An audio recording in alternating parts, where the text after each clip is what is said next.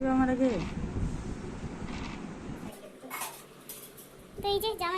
Morning. তাই সকালে ঘুম থেকে উঠলাম, উঠে ব্রাশ ফ্রাশ করে সকালকার খাওয়া দাওয়াটা করে আসলাম, কারণ আজকে ঘুম থেকে উঠতে অনেকটাই লেট হয়ে গেছে। রাত্রিবেলায় পরশুদিন রাতে ঘুম হয়েছিল না, সেই ঘুমের জের কালকে রাতেও ছিল।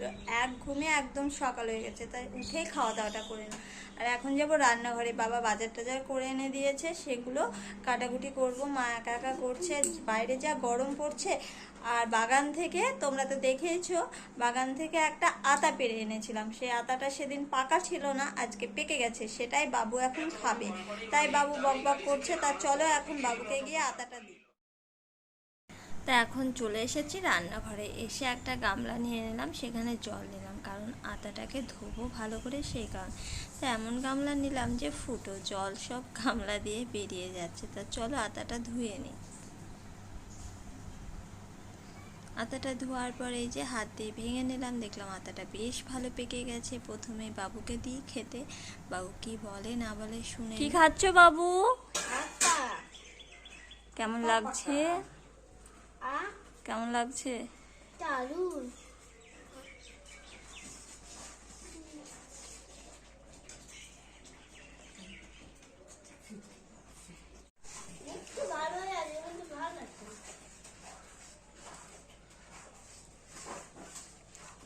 অনেকদিন পর আতাটা খেলাম, বেশ ভালোই লাগছে।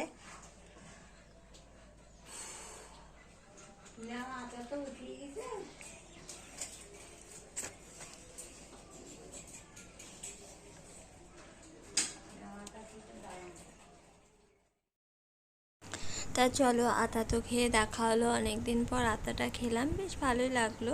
এবছর বৃষ্টি সেরকম না হওয়াতে না কোনো ফলই সেভাবে পুষ্ট কি ভেতরের শ্বাসগুলো সেরকম হয়নি। তা যাই হোক আতাটা খেলাম, খেয়ে খুব ভালো না লাগলে ভালোই লাগলো। আর এখন সবজি কেটে দেবো, কারণ অনেক কিছু রান্না হবে, তাই সবজি কাটবো।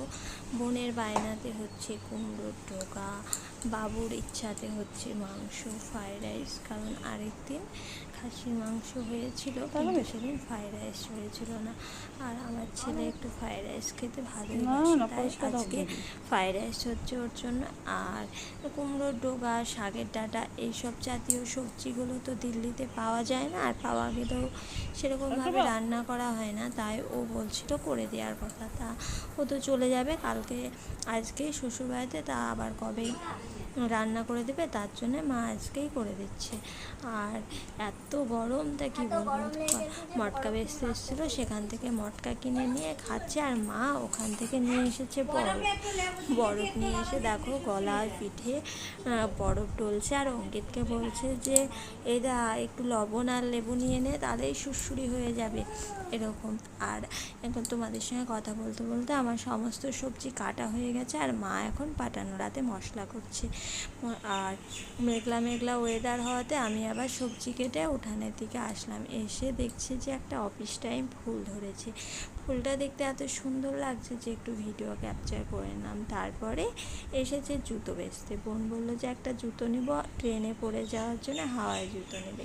আর আমার ছেলে বলছে আমার চোটও ছিঁড়ে গেছে, আমাকে একটা কিনে দাও, তাই জুতো কিনলো। তা দেখো বাবুর পাটা এত বড় হয়ে গেছে যে ওর চটি আমার পায়ে ঠিক হচ্ছে। আর কদিন পর থেকে মা ছেলের একটা জুতো কিনলেই হয়ে যাবে, ডবল জুতো কেনার কোনো দরকারই হবে না। তা সব জুতো টুতো ঘরে রেখে আবার আমি চলে আসলাম রান্নাঘরে, কারণ মা আবার একা একা করছে, দুপুরে খাওয়ার টাইম হয়ে যাচ্ছে, সেজন্য আমি চলে আসলাম ফ্রাইড রাইসটা রান্না করতে। রাইসটা তো একটা বড় কড়াই চাপিয়ে দিয়েছি, বড় কড়াইয়ে করে করলে কি বলো তো, নাড়াটাও সুবিধা হয়, আর নিচে চারিপাশে পড়ে যাওয়ার কোনো ভয় থাকে না। তাই এই যে রান্না শুরু করে দিয়েছি, আর আমার রান্না প্রায় শেষের দিকে। রান্নাটা হয়ে গেলে স্নান করতে যাবো, স্নান করে একবারে খাওয়ার টেবিলে দেখা হচ্ছে। তাই যে আমার বোন স্নান করে বসে আছে, আর আমিও স্নান করে চলে আসলাম, আর ওদিকে সৌরভও চলে এসেছে। আর এদিকে খাবারও রেডি, রান্নাঘরে গিয়ে সবাই মিলে একসাথে খেয়ে নেবো, তাহলেই দুপুরের খাওয়া কমপ্লিট। এই যে বাবু তো বসে পড়েছে, আর ওদিকে সৌরভও চলে এসেছে খাওয়ার জন্য, আমিও চলে এসেছি, আমি বসে পড়লাম। তাই এই যে খাওয়া শুরু করে দিয়েছে। আর অঙ্কিত এখন অপেক্ষা করছে যে একটু পরে খাবো না এখন খাবো, ওর কথা। তাহলে এদের জন্য দেখো একদম থালা সাজিয়ে ভালো ভালো থালাতে খাবার দাবার। আর আমার আর বোনের জন্য দেখো ডাল বাটা আর ডাঁটার ডুগা, কুমড়োর ডুগার তরকারি, এটাই আমরা খাবো। তা খাওয়া দাওয়া করে চলে আসলাম, এসে দুপুরবেলায় বসে পড়েছি লুডো খেলতে। তা লুডো খেলার এত নেশা হয়েছে কি বলবো, লুডো প্রত্যেক দিন একবার করে খেলতেই হবে এরকম ভাব হয়েছে। তা সবাই মিলে লুডো খেলে বেশিরভাগ দিনে জিতে যায়, কিন্তু হেরে গেলে বাবুর চোখ মুখের দিকে আর তাকানো যাবে না, এমন অবস্থা করবে। তাই আমরা সবাই মিলে লুডো আমার হুডি কে কাটলো? তারপর আবার তোমাদের সঙ্গে সন্ধ্যাবেলায় কথা হবে। চলো, গুড ইভিনিং, শুভ সন্ধ্যা। আর এটা দেখে বুঝতে পারছেন কোথায় যাবে? ওরা কি করে বুঝবে কোথায় যাবে? যদি শ্বশুর বাড়ি যাবে, এটি শ্বশুর বাড়ি, এনি বাপের বাড়ি। ও দেখো, এদিকে বাবুর মন খারাপ। হ্যাঁ তোমার মন খারাপ। বাবু এখন খেয়াচ্ছে বসে বসে। কালকে চল যাবি বাবু, ঠিক আছে? ওটা সকাল সকাল চল যাবি, জটা ইচ্ছা। বল সকালবেলায় নিতে এসো। ঠিক আছে বাবু, টাটা। বাবু টাটা। এখনই আমার যাওয়া ইচ্ছে। এখন কি করে যাবো বললাম না, এখন এক জায়গাতে যাবো। আর তো নেই যেতাম, তোকে না নিয়ে যাই। আয় বাইরে যাই, বাইরে আয়। না না ঘরে থাক। সন্ধ্যাবেলাকার টিফিন করে বোন আর বোনের বর চলে যাচ্ছে ও পাড়ায়।